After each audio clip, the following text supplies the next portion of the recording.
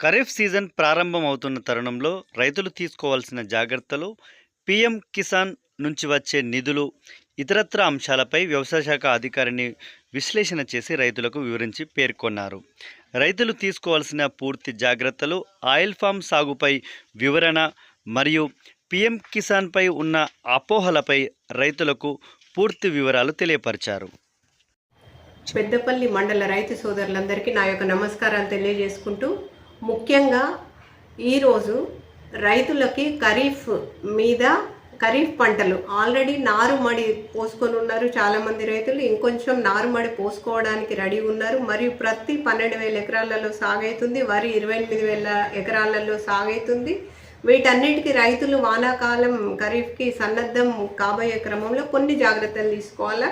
మొదటిది, విత్తన దశ అయిపోయింది. విత్తనాలు కొనుగోలు విషయంలో చాలా మీడియా ద్వారా చాలా ప్రచారం జరిగింది. వ్యవసాయ శాఖ ఆధ్వర్యంలో వాళ్ళ ఇన్స్ట్రక్షన్స్ ప్రకారం వ్యవసాయ శాఖ, పోలీస్ శాఖ, రెవెన్యూ శాఖ, ఏ శాఖ అయినా ఈ విషయంలో చాలా వరకు మనకు హెల్ప్ చేస్తూ ఎప్పటికప్పుడు రైతులను అప్రమత్తంగా ఉంచడం వల్ల మనము రసీదుల ద్వారానే, రసీదు లేకుండా ఏ రైతు కూడా విత్తనం కొనుగోలు చేయలేదు. నకిలీ విత్తనాలు అన్న ఒక పాయింట్ ఇప్పటివరకు రాలేదు. తర్వాత చాలా జాగ్రత్తగా రైతు సోదరులు విత్తనాలు కొనుగోలు చేసిండ్రు. ఇక్కడ వరకు సంతోషకరమైన విషయం. మరియు విత్తనం కొనుగోలు చేసి భూమిలో వేయగానే కాకుండా భూమిలో వేసే ముందు విత్తన శుద్ధి అన్న కార్యక్రమం మీద కూడా మనము స్పెషల్గా అవగాహన కల్పించినాం. కొన్ని భూసార పరీక్షల క్రమంలో మనం విత్తన శుద్ధి మీద కూడా చాలా అవగాహన కల్పించినాం. దీనివల్ల రైతు సోదరులందరూ కూడా దాదాపుగా లాభం పొందిన, దాంట్లో ఉన్న లాభాన్ని చూసిన రైతు సోదరులందరూ కూడా సూడోమోనాస్ కానీ, ట్రైకోడర్మా విరిడి కానీ వాటితో విత్తన శుద్ధి చేశారు. నెక్స్ట్ ఇప్పుడు నారుమడి దశలో ఉంది.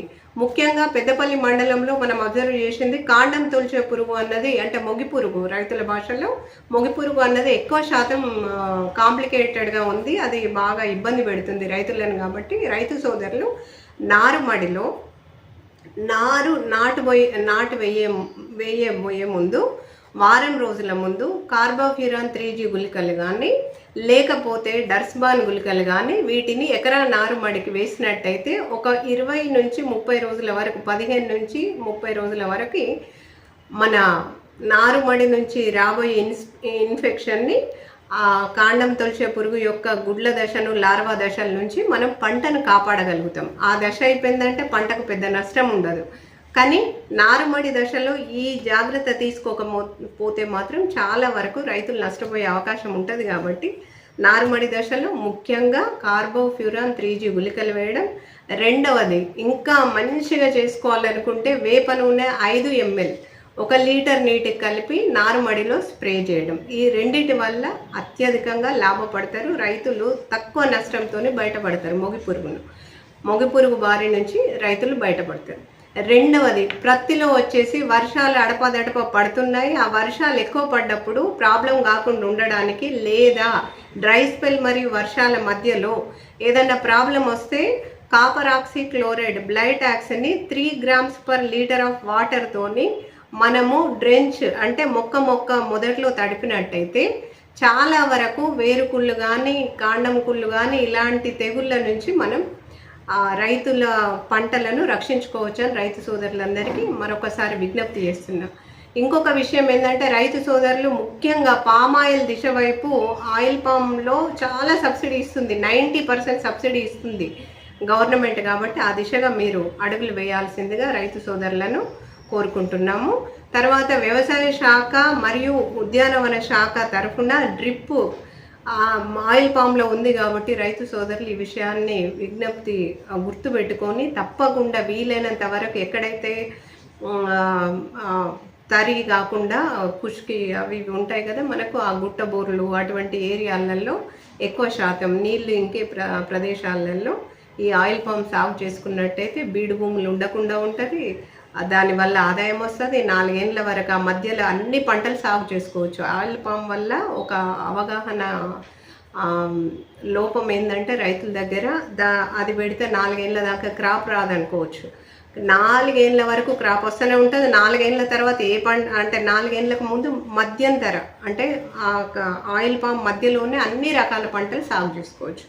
4 ఏళ్ళ తర్వాత పంట స్టార్ట్ అవుతుంది, మరియు ఇతర పంటలు కూడా సాగు చేసుకోవచ్చు. ఈ ఈ విషయాన్ని అవగాహన చేసుకుని రైతు సోదరులు పామాయిల్ వైపు దృష్టి సారించాల్సిందిగా రైతు సోదరులందరినీ కోరుచున్నా. మరియు రైతు సోదరులు ఎవరైనా, పెద్దపల్లి మండల రైతు సోదరులు ఎవరైనా మీ విస్తీర్ణాధికారులు రైతు వేదికలలో 9 గంటల వరకే, 9 నుంచి 10 గంటల వరకే హాజరై ఉంటున్నారు. వారి దగ్గరికి వెళ్ళి మీకు ఏదన్నా వ్యవసాయ శాఖ తరఫున సలహాలు కావాలంటే తీసుకోండి.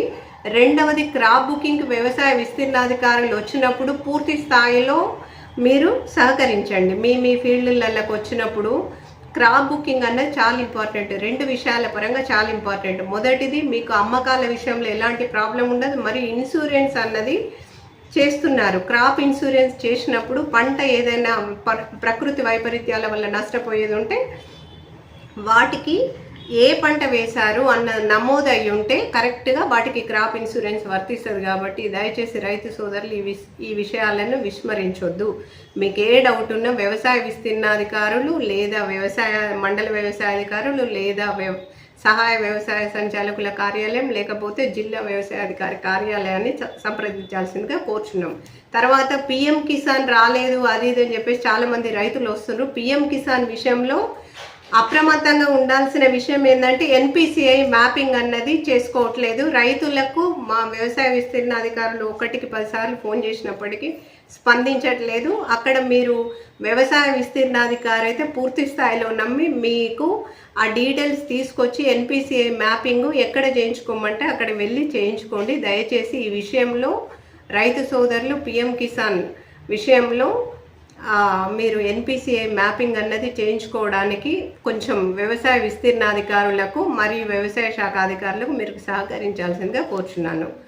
Thank you very much.